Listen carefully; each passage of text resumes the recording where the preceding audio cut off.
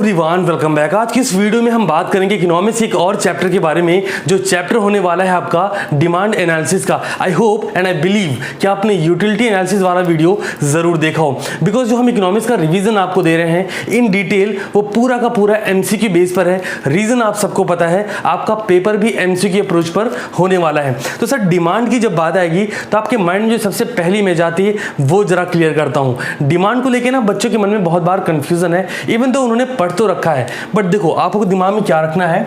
Demand के लिए ना एक बेसिक सा formula, desire plus ability to buy plus willingness to buy. अभी कैसा था, 2015 की बैच में पढ़ा रहा था, वहां मैंने बोला हाँ भाई डिमांड को लेके कोई पॉइंट है दिमाग में, बताओ डिमांड क्या है। एक बच्चा कहता है सर सिंपल सी बात है, पैसा है तो कुछ भी ले लो। नहीं सर ऐसा नहीं होगा, मतलब बहुत आसान शब्दों में आपको समझना है तो डिमांड को लेके सिर्फ पैसा डिमांड पूरी नहीं कर सकता। क्या करना है, लाइक डिजायर होनी चाहिए, एबिलिटी टू बाय होना चाहिए और साथ के साथ विलिंगनेस भी होनी चाहिए। अभी आज का सिनेरियो देखो, लॉकडाउन की बात नहीं कर रहा हूँ, उसके अलावा तो किसी को पसंद है ट्रैफिक में फंसे रहना। अब आप जा रहे हो, ट्रैफिक आमने सामने लगा हुआ है, तो आपके माइंड में नहीं आता यार क्या कितना बेहतर होता पर्सनल हेलीकॉप्टर पर्सनल प्लेन हमारे पास होता। बट देखना जरा, डिजायर हो गई, विलिंगनेस भी अच्छी है, बट जैसे बात आती है एबिलिटी टू बाय की तो वहां बैक गियर लग गया। मतलब क्लियर है, आपको डिमांड फुलफिल करने के लिए इन तीनों पॉइंट को रखना पड़ेगा। अब सर इसका यूज बताता हूं। आपका एमसीक्यू कोई क्वेश्चन बना, मान लो प्रैक्टिकल अप्रोच है जहां पे कंडीशन दी गई, आपको कोई एक पर्सन है वो ऐसा ऐसा ऐसा परचेज करना चाह रहा है और उसके पास लाइक अमाउंट को शॉर्टेज दिखाया गया, या फिर उसके विलिंगनेस को आपको दिखा दिया गया कि विलिंगनेस अवेलेबल नहीं, या फिर एबिलिटी किसी एक पॉइंट पे हिट हुआ, फिर आपसे फर्दर पूछा गया क्या यहाँ पे डिमांड अवेलेबल है, तो आपका आंसर मालूम है ना, ये तीनों मिलेंगे तो डिमांड की बात आएगी। सर नेक्स्ट पॉइंट है क्वांटिटी डिमांड को हमेशा क्या बोला गया है, फ्लो। देखो इंडिविजुअल डिमांड होती है और मार्केट डिमांड होती है, ध्यान से सुनते चलना, जो चीज़ें बोल रहा हूँ कॉपी में लिख लेना, बिकॉज सारा बोर्ड पे नहीं होगा। कई बार बच्चे स्मार्ट गेम खेलते हैं, कहते सर सब मिल गया, नहीं सर सुनना बहुत ध्यान से। तो इंडिविजुअल डिमांड मार्केट डिमांड, जब मार्केट डिमांड होगी वहाँ पे क्वांटिटी डिमांड होगी, इट्स अ फ्लो। क्यों सर, बिकॉज एक ग्रुप में वर्क करेगा, कभी भी ये इंडिविजुअल लेवल पे वर्क नहीं करेगा। थर्ड पॉइंट की बात कर लेंगे, फैक्टर्स ऑफ डिमांड। कौन से ऐसे फैक्टर हैं जो डिमांड को इफेक्ट करते हैं। सबसे पहला फैक्टर ऑब्वियस सी बात है प्राइस ऑफ कमोडिटी। सर ये क्यों इंपॉर्टेंट है, याद करो, अभी की नहीं पहले की बात है। जब आप कभी मॉल में जाते हो, कहीं जाते हो, कोई प्रोडक्ट आपको अच्छा लग गया और आपको एग्जैक्टली पता है कि इसकी प्राइस हाइक पर होगी, फिर भी आप क्या करते हो, उसको टर्न अराउंड करते हो। क्या चक्कर क्या होता है, प्रोडक्ट की क्वालिटी देखने के लिए, ना जी ना, कलर तो दिख ही रहा है, फोकस कहाँ पर है सर, वो टैग ढूंढ निकालना हमें, है ना। वो पूरे सीआईडी वाले आते हैं कहाँ यार, और हम ऐसा बताते नहीं हैं, हम क्या करते हैं, हम ढूंढने की कोशिश करते हैं एक्चुअली इसका प्राइस क्या है। क्यों, बिकॉज हमारी डिमांड इस बात पे डिपेंड कर रही है कि उस पर्टिकुलर कमोडिटी की प्राइस क्या है। सेकंड पॉइंट आता है प्राइस ऑफ रिलेटेड कमोडिटी। आपने अक्सर सुना है मार्केट में कंपटीशन बहुत है और कॉम्पिटिटर्स भी बहुत हैं। इसके पीछे का लॉजिक क्या है, यही वाला है, प्राइस ऑफ रिलेटेड कमोडिटी। कुछ भी परचेज करने से पहले या तो वेबलेन गुड्स हो, मतलब बिल्कुल डिफर हो, जिस पर इसका कोई लेना देना ही नहीं है, मतलब प्रेस्टिजियस गुड्स। अगर हम बात कर लेते हैं एक प्राइवेट जेट प्लेन की, तो हम कभी भी उसको ऑल्टो वैगनर इयन से कंपेयर नहीं करने वाले ना, सिंपल है। तो रिलेटेड गुड्स भी बहुत ज़्यादा इफेक्ट करेगा। थर्ड आता है इनकम ऑफ द कंज्यूमर। देखो एक आसान शब्द में बताता हूँ, एक लोकेशन की बात करते हैं। एक लोकेशन की जो प्राइस है वो गांव एरियाज़ में बहुत कम होगी, है ना, मिड सिटीज़ एरियाज़ में थोड़ी ज़्यादा होगी, मेट्रो सिटीज़ में और ज़्यादा होगी, और देश के बाहर और ज़्यादा होगी। मतलब क्लियर है, इनकम जैसी होगी कंज्यूमर की, उसकी डिमांड की अप्रोच भी वैसी होगी। भाई एक बंदा है वो 10 रुपये वाली कॉफ़ी पीना पसंद करेगा, उसे फ़र्क नहीं पड़ता, उसे उसका सीधा सा मानना है कॉफ़ी का टेस्ट तो आ रहा है। एक बंदा है वो नेस्कैफे में जाएगा कि नहीं यार मुझे कुछ ऐसा चाहिए, एक बंदा कॉफ़ी के डे में जाएगा, है ना। तो ये अप्रोच जो होगी उसके पीछे का लॉजिक क्या है, income of the consumer. Next point आता है taste and preference of the consumer. Consumer के taste preference time to time vary करते हैं, तो उसके अकॉर्डिंग भी डिमांड इफेक्ट करेगी। At the end population expect, जिस एरिया की जितनी पॉपुलेशन। अच्छा एक बात का ध्यान ना, इसमें ना ये फैक्टर भी ऐड कर लो, सिर्फ पॉपुलेशन से नहीं होगा, ज़्यादा पॉपुलेशन से बेड़ा गर्क हो जाएगा, जैसा हो रहा है। आपको समझ आ रहा है मैं बताना क्या चाह रहा हूँ। ज़्यादा पॉपुलेशन जो कि इनकम अर्न नहीं करती है, तो उस पर्टिकुलर कंट्री की इकोनॉमी पे वो कहीं ना कहीं लोड हो जाती है। इस कभी भी देखो, मैं आपको एक आसान शब्द में बताता हूँ, कभी भी देश समझना हो ना तो देश समझने मत जाओ, क्योंकि दिमाग बहुत लगाना पड़ेगा, फिर भी आप सेटिस्फाई नहीं होगी। देश समझना है, घर समझो। एक ऐसा घर जिसमें एटलीस्ट 5-7 लोग रहते हो प्रॉपरली, और जिसमें से से कोई एक इनकम अर्न करता हो, आपको अच्छे समझ आएगा कि देश अच्छे तरीके से काम क्यों नहीं कर पा रहा, वो बाउंस बैक क्यों नहीं कर पा रहा जब भी उस पर कोई प्रॉब्लम आती है इकोनॉमिकल लेवल पे। लॉजिक समझ आ रहा है क्या है? चलो नेक्स्ट पॉइंट की बात करते हैं। प्रोड्यूसर गुड्स दो टाइप्स के लेवल पर हमारे पास, एक है प्रोड्यूसर, दूसरा है कंज्यूमर। कंज्यूमर गुड्स वो है जो फाइनल कंजम्पशन के लिए यूज किया जाएगा, मतलब बनाया, खाया, निपटाया, ठीक है। और प्रोड्यूसर गुड्स वो है जो फर्दर गुड्स प्रोड्यूस करने के लिए, नेक्स्ट गुड्स प्रोड्यूस करने के लिए, या फिर लाइक वो कैपिटल नेचर गुड्स हो सकता है या फिर कंज्यूमर नेचर गुड्स होता है। तो पढ़ लो आप इसको फटाफट से। प्रोड्यूसर गुड्स में use for production of other goods, consumer goods में यूज फॉर फाइनल कंजम्पशन।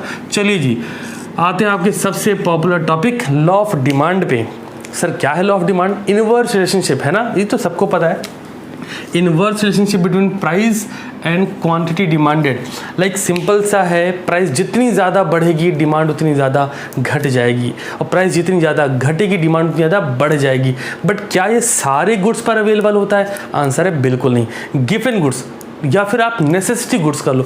अच्छा समझो, देश का नमक टाटा नमक, प्रमोशन नहीं कर रहा हूँ, बता रहा हूँ, पहली इतनी सेल है। देश का नमक टाटा नमक, मान लो आपकी इनकम 50,000 रुपीज़ पर मंथ है, तो आप अभी 1 स्पून नमक लेते हो, ठीक है। 1 स्पून का सॉल्ट, सिंपल है, आसान शब्दों में समझो इसको।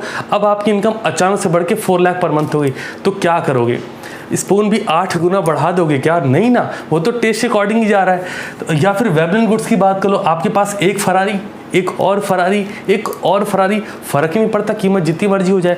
क्यों? बिकॉज फरारी वेबलिन गुड्स में, प्रेस्टीजियस गुड्स में आती है। भारत देश की बात करें तो भारत देश की महिलाओं को, समझ लो क्या कहना चाह रहा हूँ, यहाँ की महिलाओं को ज्वेलरीज बहुत पसंद है, आइदर वो गोल्ड में हो या फिर डायमंड में हो, तो ज़्यादा पसंद है। तो यहाँ पे जब उनको वो परचेज करना होता है तो प्राइस फैक्टर होता ही नहीं है उनके दिमाग में, क्योंकि वो एक प्रेस्टीजियस गुड्स है, वो उन्हें चाहिए ही चाहिए, ठीक है। नेक्स्ट पॉइंट की बात कर लेते हैं, लाइक फीचर्स ऑफ डिमांड कर पे जाएंगे। इससे पहले एक पॉइंट और डिस्कस करते हैं। इनवर्स रिलेशनशिप तो है, यहाँ पे क्वेश्चन कैसा बन सकता है, इसके एक्सेप्शन भी बन सकते हैं एमसीक्यू में, अभी आगे डिस्कस करेंगे।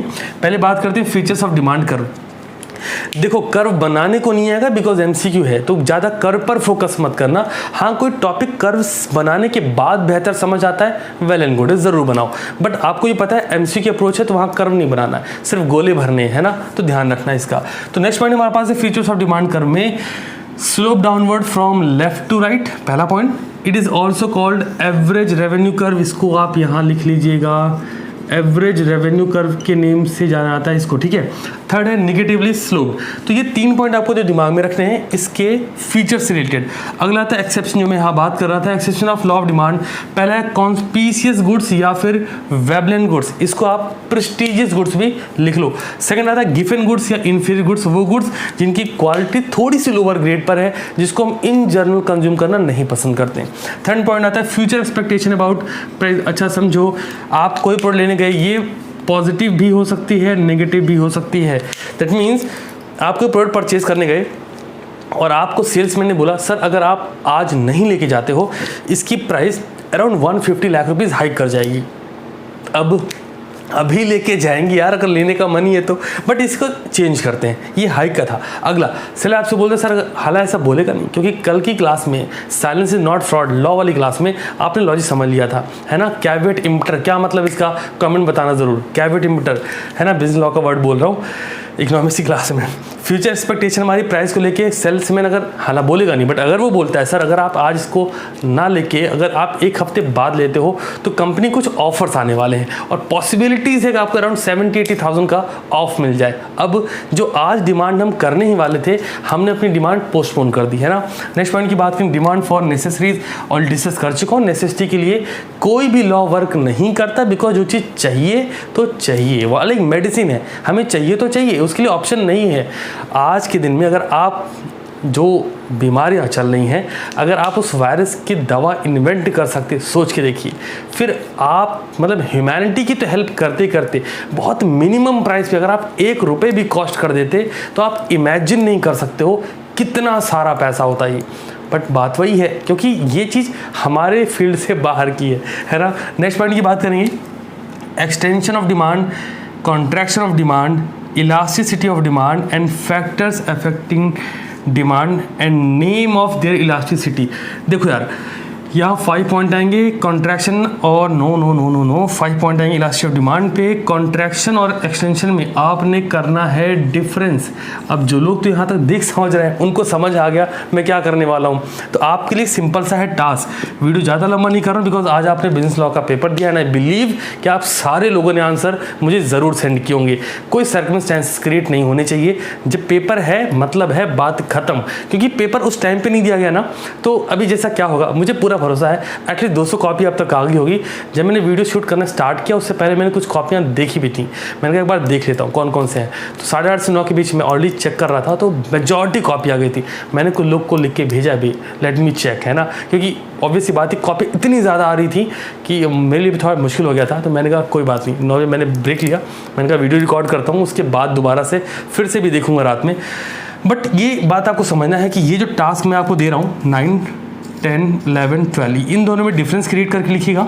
इलास्टिसिटी ऑफ डिमांड में 5 पॉइंट और कौन से ऐसे फैक्टर हैं जो उनको इफेक्ट करते हैं, उनके नेम, ये पॉइंट वाइज लिखिएगा। अगर कोई इशू आता मुझे कमेंट बताइएगा, मैं आपको सेंड कर दूंगा टेलीग्राम पे, टेंशन ना लो। तो चलो आज के लिए इतना ही है। कल सुबह 11 बजे अब आपकी क्लासेस रेगुलर हो गई। जिन लोग को नहीं पता, सुबह 11 बजे, शाम को 6 बजे, रात को 10 बजे मिलता हूँ सुबह 11 बजे। और तब तक के लिए शानदार रहिए। और हाँ, पार्टनरशिप की जितने वीडियोज़ हैं ना कवर ज़रूर कर लेना, बिकॉज कल की क्लास आपको तब बहुत मज़ा आने वाली है। मिलता हूँ सुबह 11 बजे, तब तक के लिए शानदार रहिए और पढ़ते रहिए।